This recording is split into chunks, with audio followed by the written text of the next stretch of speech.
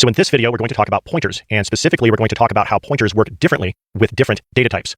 So we'll start out with a variable we call num1. We'll set that equal to an integer 11, and then we'll create a second variable called num2, and we'll set that to be equal to num1. So when we do this, we're creating an integer 11 somewhere in memory, and then we point the variable num1 at that integer. But the question is, what happens when we set num2 to be equal to num1? Are we creating a separate number 11 that num2 points to, or does num2 point to the same number 11 in memory that num1 is pointing to? So to test this out, let's flip over to VS Code. So there is our num1 equal to 11 and our num2 equal to num1 up here, and then we're going to print out the values of num1 and num2 here, but it's these two lines here that we're really interested in. This is going to give us the address where num1 and num2 are stored.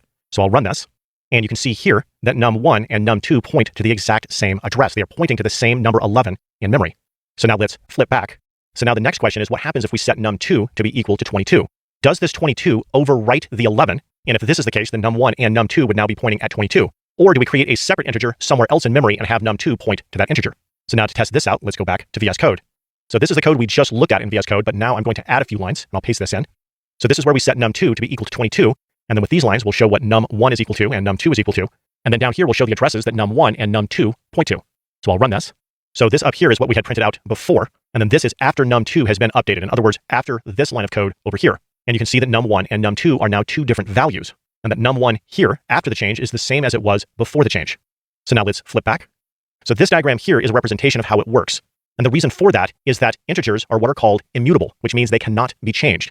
Once you put a number 11 into a particular place in memory, you cannot change that number 11. Now you can point num1 to a different integer that is stored somewhere else, but you can't actually change the number 11 once you create it. So now let's look at another data type that works in a different way than integers do. I'm going to create a dictionary called dictionary1. I'm going to set it equal to value 11. So this variable is going to point at this dictionary in memory. Now if we create another dictionary that we call dictionary2 and we set this equal to dictionary1, the question is, do we create an additional dictionary that is identical someplace else in memory and have dictionary2 point at it, or do we have dictionary2 point at the same dictionary in memory? So the answer to that is they are both going to point to the same dictionary. So this is something that is going to be the same as if we are working with an integer. But what if we say dictionary2 value is equal to 22? Do we take that 11 and overwrite it like this, or do we create a second dictionary and have dictionary2 point at that? So now to test this out, let's flip back to VS Code.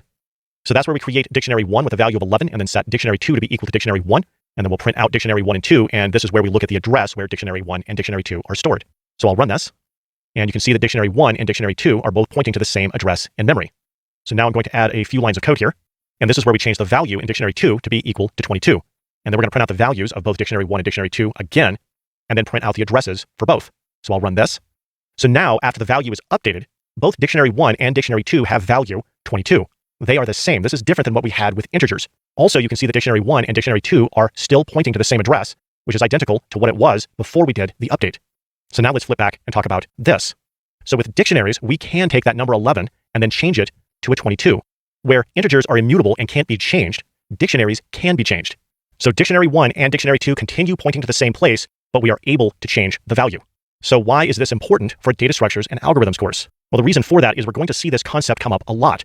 For example, when we have a linked list, the nodes in a linked list are going to operate very much like a dictionary. So if you have two variables that point at the same node, you can change the value of that node. Say we change this from a 22 to a 44, say. The variables continue to point at the same node, even though we changed the value. So I'm going to change this back to a 22, and I'm going to change this back to a dictionary, and show a couple of other concepts. Let's say we have another dictionary that we call dictionary3, and this one is value 33. If we set dictionary2 to be equal to dictionary3, we can take that and point that down at the new dictionary. So we can change where these variables point to. So this is something that you'll see quite a bit in the next section on linked lists. We might want to move head to point to a new node. And when we do that, we just need to set head to be equal to something else that is pointing at that node. And then there's another concept I want to explain. And to do that, I'm going to set dictionary1 to be equal to dictionary2. And of course, that's going to point that down here. And we'll have all three variables pointing at this same dictionary. Now the question is, what happens to this dictionary? Because we no longer have anything pointing to it. And if you don't have a variable that's pointing to this, you don't have any way to access this. So what Python does in this situation is Python will remove this through a process called garbage collection. And that is our overview of pointers.